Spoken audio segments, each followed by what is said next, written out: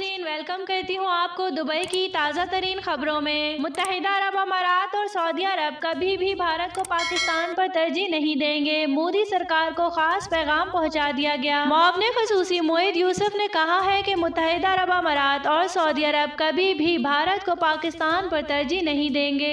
एक इंटरव्यू में उन्होंने कहा कि भारतीय अज़ाइम से आलमी बरादरी को आगाह किया है, इन ममालिक से भी बात की जिनसे भारत राब्ते में था। ख्याल रहे कि वज़ीर आज़म इमरान खान भी मोदी सरकार को वाज़ेह कर चुके हैं कि भारत ने फॉल्स फ्लैग की दोबारा गलती की तो भरपूर जवाब दिया जाएगा।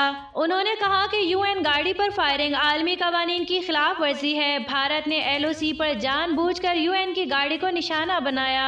नाज़रीन, न्यूज़ सुनने का शुक्रिया। अगर आप हमारे चैनल पे न्यू है तो हमारे चैनल को लाइक एंड सब्सक्राइब कर दें, साथ ही बेल आइकन को भी प्रेस कर दें ताकि न्यू आने वाले हर वीडियो का नोटिफिकेशन आपको मिल सके।